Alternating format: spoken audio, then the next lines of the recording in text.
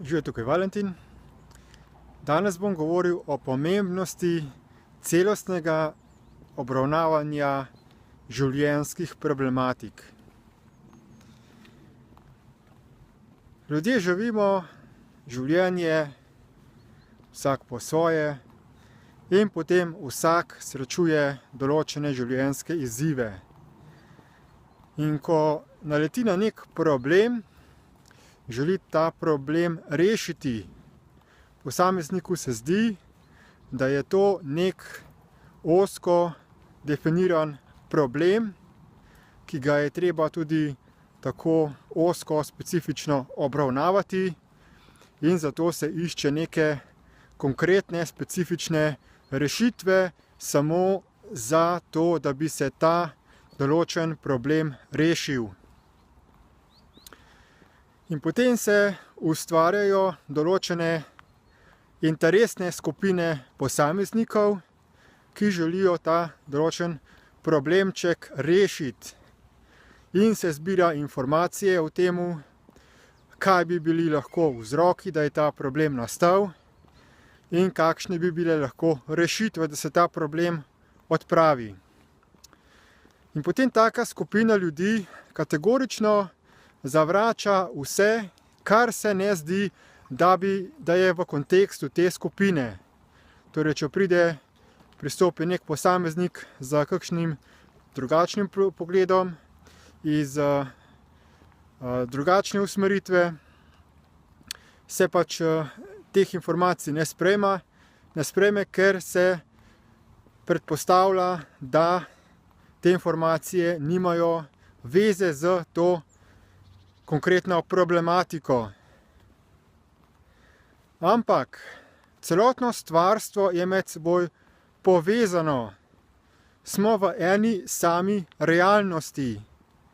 In en problem ima vedno številne vzroke v celotnem stvarstvu, ki pa jih običajno ne vidimo. Vse je med seboj prepleteno. Vsak delček stvarstva vpliva na vse druge delčke stvarstva. In če mi želimo problem obravnavati na ta način, da samo določeno problematiko izločimo iz celote, kot recimo, ko delamo analizo delovanja določenih teles živih bitij, recimo, ko se poskuša ugotoviti, kako deluje telo recimo žabe, pa potem poskušamo žabo secirati in ugotoviti, kako je sestavljena. S tem, ko mi posežemo na tak način, da hočemo izolirati nek problem od celote, ga že prizadenemo na ta način, da se ta delček stvarstva spremeni. Recimo, če žabo začnemo secirati, jo s tem ubijemo. Zgine tista komponenta življenja. V trenutku tudi, ko začnemo nek problem obravnavati ločeno, potem začnemo ignorirati vse ostale delčke stvarstva, ki so pripomogli k temu, da je nek problemček nastal. Oziroma, da je nastal nek dogodek ali neka pojavna oblika, ki jo mi definiramo kot problematično. Pomembno je zato jemati vse skupaj celostno. Ne samo biti strokovnjak za neko ozko področje, se učiti samo določenih informacij, vse ostalo pa ignorirati, ampak je pomembno, da začnemo širiti svoje zavedanje, da se začnemo poglabljati v vse stvari, ki obstajajo na tem svetu.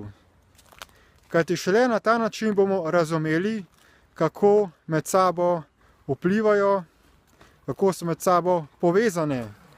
In potem bomo lahko ustvarili razmere na svetu na tak način, da ne bo prihajalo do teh manjših drobnih problemčkov.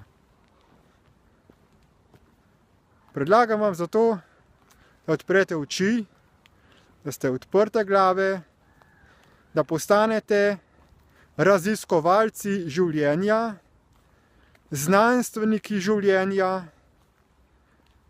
da investirate svoj čas, da se poglobite v vse, kar vam pripeljejo vsakodnevni dogodki pred vas. Da ničesar ne izločate in rečete, to me pa ne zanima. Ampak da zastavljate vprašanja, zakaj pa je to, kako pa deluje tisto. In na ta način se vam odpirajo obzorja, širi se vam zavedanje in posledično lahko bolj harmonično vplivate z svojim bitjem, za tistem, kar ste, na življenje, na razmerje na tem svetu. Odlična izhodiščna točka za raziskovanje, kako ta svet deluje, kako je ta svet nastal, kako deluje človek, so informacije, ki so plod dolgoletnega raziskovanja globalne skupine Destiny, ki deluje pod okriljem Equal Life Foundation oziroma Fundacije enakovrednega življenja. Namen te organizacije je odkriti, razumeti zgodovino celotnega stvarstva in ponuditi praktične, učinkovite rešitve, da se razmere na tem svetu izboljšajo. Povezave do teh virov informacij najdete v opisu tega videoposnetka. Tako da vas vabim, da si pogledate te povezave, te spletne vsebine in čim bolj izkoristite to dragoceno zakladnico znanja, to resnično šolo življenja. Hvala za posluh in nasvidenje.